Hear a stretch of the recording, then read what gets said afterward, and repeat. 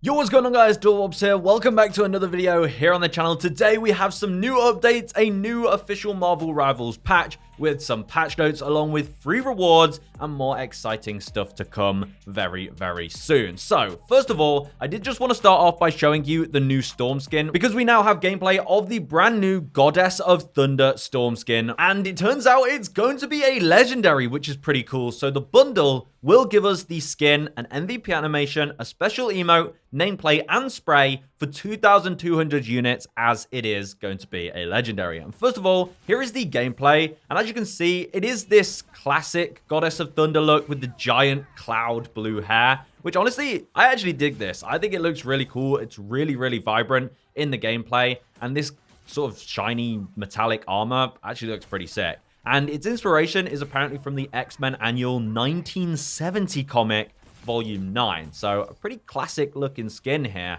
And since it is legendary, it does have new sound effects. However, it kind of disappoints me because it doesn't have any animations like using Stormcaster for the abilities. I think that's a missed opportunity there, if I'm going to be honest with you. But the sound effects does have more kind of stormy, thundery, rumbling sounds when she used things like her ultimate.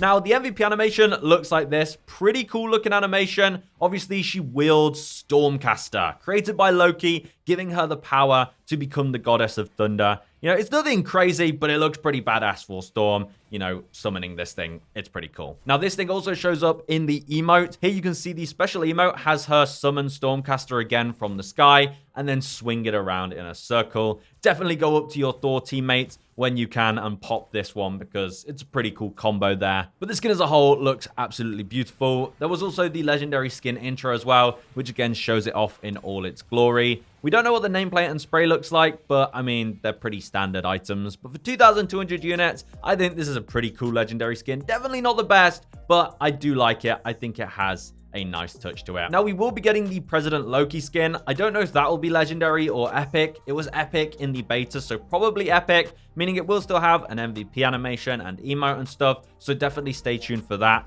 That will probably be revealed later tonight or tomorrow. But we do have some more news on some free rewards coming in the new patch as well. There are some brand new Twitch drops in Season 1.5, round 2 of Season 1.5 Twitch drops. They're being pretty generous with these things. I honestly didn't think we'd see another set of Twitch drops until next season, but we have some new Adam Warlock items. So this round of Twitch drops runs from March 14th until April 4th, and here are the rewards. So after watching an eligible stream for 30 minutes, you'll get the Will of Galacta spray for Adam Warlock. I don't know if this is specific to Adam Warlock or if you can use it for any character. I mean, I assume you can use it for anyone. But this looks like this chibi style spray. We also have the Adam Warlock Will of Galacta nameplate, which isn't animated or anything. It's just a pretty standard nameplate. And then after watching for 4 hours, you'll get the Will of Galacta Adam Warlock costume, which again is this purple and blue color scheme that we saw with the Hela skin. But with Adam Warlock's base model and the fact that he's golden, I think this color combo actually goes really well. And there's a pretty cool looking Adam Warlock skin, if I do say so myself. So definitely make sure you take part in this. If you're wondering how to do it, all you have to do is go to marvelrivals.com/twitchdrops, and here it takes you through the steps. You just log into Marvel Rivals, log into Twitch and connect them, and then you just watch eligible streams of Marvel Rivals that have drops enabled, and after the time frame specified, then you will be able to claim them in Twitch and they'll automatically be added to your account in the inbox section. So it's really nice and simple way to give us free rewards. So a lot of cosmetics and things will keep coming because we'll be getting 2 new skins every week, as I mentioned in yesterday's video. So there's a lot of leaked skins that are still on the way, but we did also get a surprise new patch from Marvel Rivals I wanted to take a look at. So on March 14th at 2 a.m. UTC, there will be the new patch, and there won't be any server downtime for this. The update should just happen naturally, and they've added a few things. So optimization, they've added a raw input option for mouse under settings keyboard. And that's kind of the only change other than fixes. So here are the bug fixes. Maybe some of these will hopefully affect you. I don't really find too many bugs in Marvel Rivals when I'm playing, but there are some pretty unique specific bugs that people do pick up on. So the general all platform fixes are, they fixed an issue where player names were incorrectly displayed in competitive voice chat overlay when hide your own name was enabled. They resolved a problem where frame rates affected sensitivity, leading to unusual behavior. Okay, if that was the case, then that's pretty bad. We also fixed an issue where messages containing quotation marks sometimes might fail to send. Okay, this is actually a big one. I do this quite a lot. I try and type a speech mark and it just doesn't send the message for some reason. You have to use the single quotation mark rather than speech marks. That's good that they fixed that because I always wondered why that was the case. Now, maps and modes. They fixed several terrain issues that cause characters to become stuck or clip into strange areas. I think they're always doing this. I see a lot of videos where people use Doctor Strange portals to get people stuck in locations and stuff like that. So constantly fixing that's good. We have hero changes now. So Loki's deathly illusions. They've resolved an issue where Loki's ultimate could sometimes cause incorrect camera angles during past lives replays. The God of Mischief can now enjoy his dramatic exits without a hitch.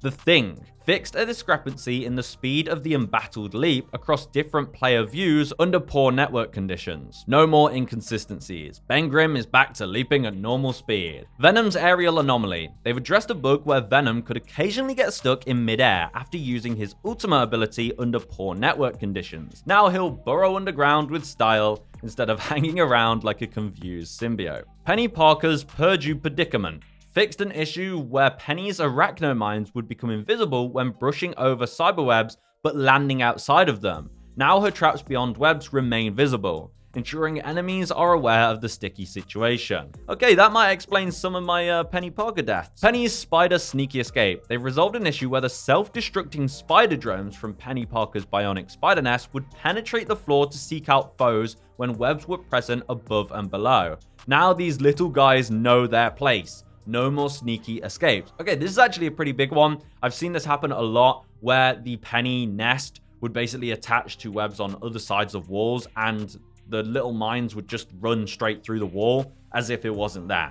So a lot more consistency with this, and if you're someone who mains Penny doing these sneaky tricks, then it ain't gonna work anymore. Spit versus Sea. They fixed a rare issue where if Namor unleashed his ultimate ability while still in the air after being spat out from Jeff, there was a small chance that it would do no damage. Okay, that is a very unique bug, but I'm glad it's fixed. Bucky's Reload Rumble. They resolved a bug where the Winter Soldier's Tainted Voltage automatic reload could fail to trigger after firing and immediately using his Trooper's Fist ability. Bucky's firepower is now as relentless as his mission for justice. The Hand Hook Confusion.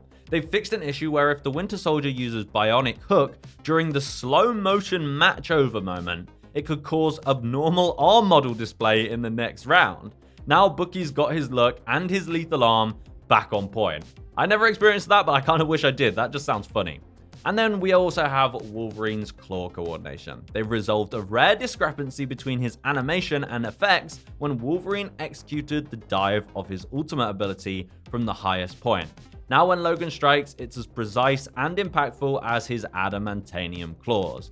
And at the end, they say stay tuned for even more thrilling content on the horizon. Keep your eyes peeled for our official announcement. So, a lot of bug fixes. Honestly, I just like to make sure everyone knows these because there are some of those that actually did affect me, and it's good to know that they no longer will affect you and you don't have to worry about them anymore. And it's great to see once again Marvel Rivals just constantly updating the game, fixing these bugs, as of course they should be. But yeah, that's pretty much all the news that Marvel Rivals has released today. As for the new skins that are dropping, there's going to be plenty more of those. As I said, 2 skins should be dropping every week. We could be getting things like the Japanese Spider-Man and Penny Parker skins, the Zombie Strange or MCU Moon Knight skin very, very soon. So I'll keep you guys posted with all of those. And let me know in the comments, what skin are you hoping comes to the game before Season 2, which is less than a month away now. Anyway, that's it from me, guys. I'll see you in the next one. Goodbye.